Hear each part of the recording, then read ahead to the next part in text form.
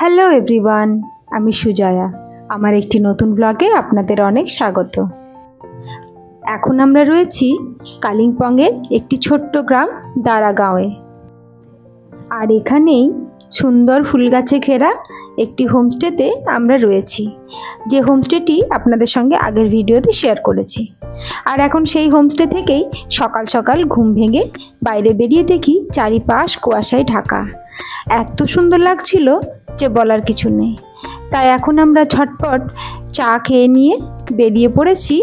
সামনেই একটি সুন্দর পাইন ফরেস্ট রয়েছে, সেদিকেই ঘুরবো বলে। আর ইনি হলেন আমাদের হোমস্টের মালিক, যিনি আজ আমাদের পাইন ফরেস্টটি ঘুরে দেখাবেন। সকালে উঠতেই তো চারিপাশ কুয়াশায় ঘেরা ছিল, তবে এখন একটু একটু রোদের দেখা মিলছে। আমরা মনুষ্য জাতি কীরকম যে প্রাণী তা ঠিক কেউ বলতে পারবে না। রোদ না দিলেও মন খারাপ লাগে, আবার রোদ দিলেও মনটা খারাপ হয়ে যায়। সকালে যখন চারিপাশটা কুয়াশায় ঘেরা ছিল তখন মনে হচ্ছিল কখন রোদ ঝলমলে দিনটা হবে। আবার এখন যখন রোদ দিচ্ছে তখন মনে হচ্ছে সকালের ওয়েদারটাই বোধহয় বেশি ভালো ছিল। চলুন পাহাড়ি আঁকা বাঁকা পথ ধরে ওপরে আর নিচে করে এগিয়ে চলি। এখানে প্রায় প্রতিটি ঘরেই, প্রতিটি হোমস্টেতেই ডগি রয়েছে। তাদের পোষাই বলতে পারেন।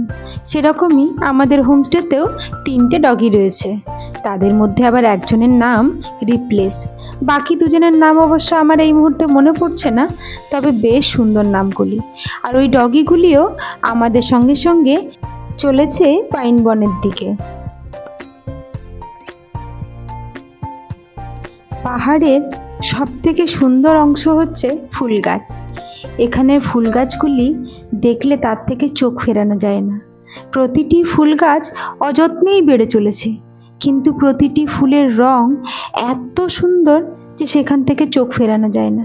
এই দেখুন, এগুলি ঘাস ফুল এক ধরনের, কিন্তু কি সুন্দর ফুটে রয়েছে না? মনে হচ্ছে যেন খুব যত্ন করে এদের লাগানো হয়েছে। এখান থেকে দেখে মনে হচ্ছে প্রায় পাইন বনের কাছাকাছি চলে এসেছি। আবার যেতে যেতে দেখছি এখানে কিছুটা জায়গা জুড়ে বেশ চাষও করেছে, নানা ধরনের শাকসবজিও লাগিয়েছে। পাহাড়ের গায়ে সিঁড়ি করে ধাপ করে এইভাবে চাষ করা দেখতে মন্দ লাগে না, বলুন?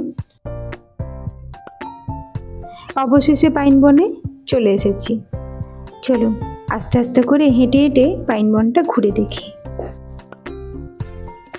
ঘুরতে ঘুরতে কোথাও কোথাও এমন এমন জায়গায় এসে পড়েছি, দেখে মনে হচ্ছে যেন এখানে ভুতুড়ে সিনেমার শুটিং হবে। তাই একটু নয়, বেশ ভালো রকমই গা ছমছমে ব্যাপার লাগছিল। আর এদিকটায় দেখলাম আর কেউ সেরকম নেই, আমরাই ঘোরাফেরা করছি। সকাল সকাল পাইন বনের মধ্য দিয়ে ফ্রেশ অক্সিজেন নিতে নিতে হাঁটতে এত ভালো লাগছে যে এটা বলে বোঝানো যাবে না। কিছুক্ষণ ঘোরাফেরা করে বেশ কয়েকখানা সুন্দর সুন্দর ছবি তুলে নিয়ে চলুন এরপর হোমস্টেতে ফিরতে হবে, কারণ সেখানে আবার ব্রেকফাস্টটা সেরে আজ আবার আমরা এখান থেকে বেরোবো।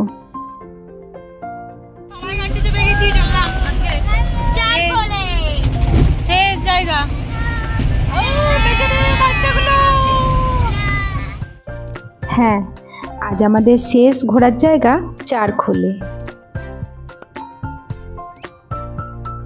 মনে হচ্ছে এই বুঝে এলাম, আর দেখতে দেখতে 3টে দিন কিভাবে যে কেটে গেল বুঝতেই পারলাম না। তবে পাহাড়ি এই ছোট্ট ছোট্ট গ্রামগুলি থেকে মন যেন যেতেই চায় না।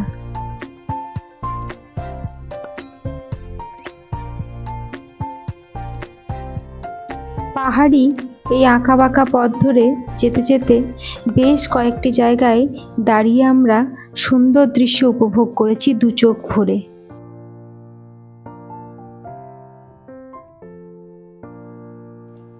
আজ আমাদের যাবার কথা ছিল দারাগাঁও থেকে লাভা ঘুরে সেখান থেকে চারখোলে, কিন্তু আমরা ড্রাইভার দাদাকে অনেক বলে কয়ে লাভাটা ক্যান্সেল করে এখন চললাম মনসুং।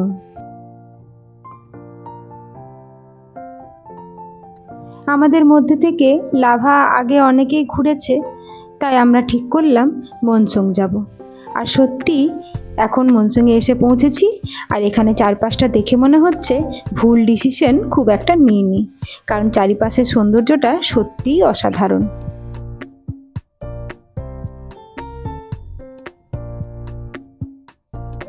এখান থেকে ওই যে দূরে দেখতে পাচ্ছেন সাদা রঙের একটি সাপের লেজ চলে গেছে, ওটি হলো তিস্তা নদী।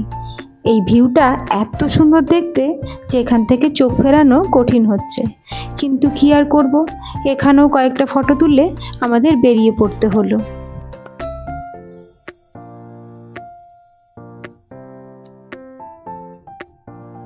এখন আমরা পৌঁছে গেছি চারখোলে, আর আজকের আমাদের এখানের হোমস্টে নাম অর্কিড।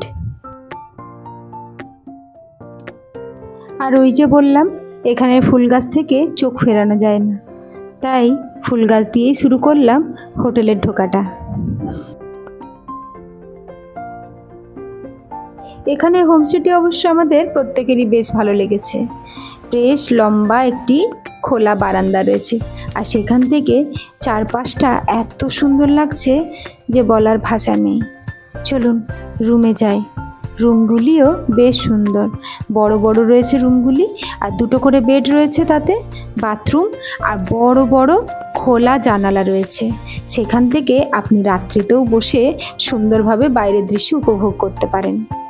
এই হোটেলের room rate per day per head 1200 টাকার মতো পড়েছে, খাওয়া দাওয়া আর থাকা নিয়ে। অনেকটা দেরি হয়ে গেছে আর খিদেও পেয়েছে বেশ, তাই চলুন এখন ঝটপট লাঞ্চটা সেরে ফেলি। এই ছোট্ট ছোট্ট গ্রামগুলিতে তো রাত্রের দিকটায় আর সেভাবে ঘোরার কিছু থাকে না, আপনাকে হোমস্টেতে বসেই কাটাতে হবে বাইরের দৃশ্য দেখে। আর বাইরের দৃশ্যটাও অতি মনোরম, বেশ চারিপাশে ছোট্ট ছোট্ট তারার মতো লাইট জ্বলে রয়েছে পাহাড়গুলিতে।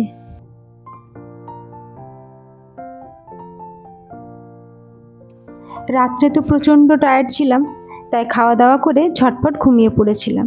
আর এখন সকালে ঘুম ভাঙতেই দেখি কাল সারা রাত প্রচণ্ড বৃষ্টি হয়েছে, আর বৃষ্টির জন্যই জানলার কাঁচগুলি ঝাপসা হয়ে গেছে। আর তাতেই সকাল সকাল ঘুম থেকে উঠে জিসান দেখে নাম লেখা শুরু করে দিয়েছে।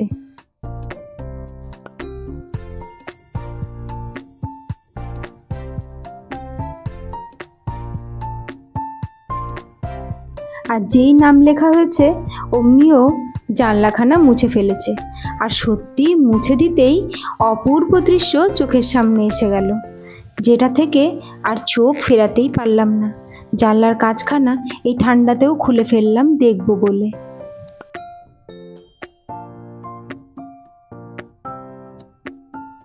বাইরের দৃশ্যটা একবার দেখুন, কি সুন্দর তাই না, কি মনোরম। বৃষ্টি তো থেমে গেছে, তার সঙ্গে হালকা হালকা রোদ বুঝি এই উঠল বলে। সকাল দিকটায় বেশ ঠান্ডা লাগছিল, তার সঙ্গে হাওয়াও দিচ্ছিল, কিন্তু যেই হাওয়া থামলো অমনি যেন ঠান্ডাটাও কমে গেল। আমরা মেয়েরা কী সব যে কাণ্ড করি তার বলে বোঝানো যাবে না। এখানেও আমরা শাড়ি নিয়ে এসেছি পরে ফটো তুলব বলে, তাই এখন ঝটপট করে শাড়ি পরে রেডি হয়ে নিচ্ছি।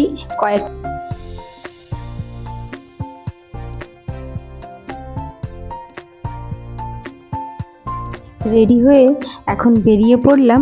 কয়েকটা সুন্দর সুন্দর ফটো আর কয়েকটা ছোট্ট ছোট্ট রিলস বানিয়ে নিয়েছি। চলুন এরপর এখান থেকে ব্রেকফাস্ট করে বেরিয়ে পড়ব।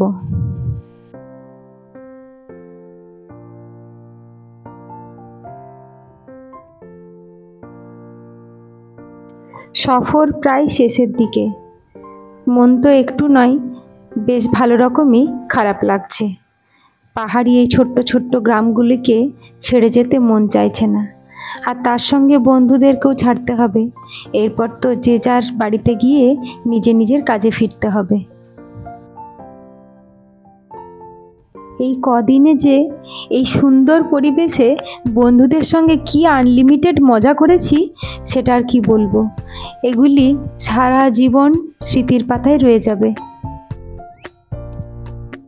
আমার ভিডিওগুলি যদি আপনাদের ভালো লেগে থাকে তাহলে একটি লাইক অবশ্যই করে দিন, আর অন্যদের দেখার সুযোগ করে দিন একটি শেয়ার করে, আর একটি সাবস্ক্রাইব অবশ্যই করে রাখুন, যাতে করে পরবর্তীতে আরও ভালো ভালো জায়গা আপনারা দেখতে পান। পাহাড়ি আঁকাবাঁকা পথ ধরে এখন পৌঁছে গেছি পানবুধারা ভিউ পয়েন্ট। এখান থেকে তিস্তা নদীর আঁকাবাঁকা পথ সুন্দরভাবে দেখা যায়। ওই যে দূরে দেখতে পাচ্ছেন সাদা রঙের আঁকাবাঁকা পথ ধরে বেয়ে চলেছে তিস্তা নদী। পাহাড়ের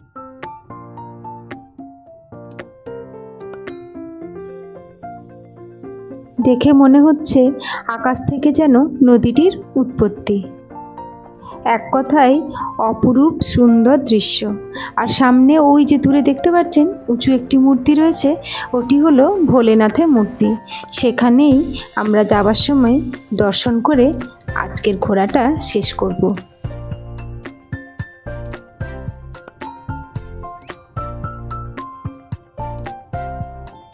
আজ রাত্রেই রয়েছে আমাদের ট্রেন, আর এখান থেকে এনজিপি যেতেও বেশ খানিকটা সময় লাগবে।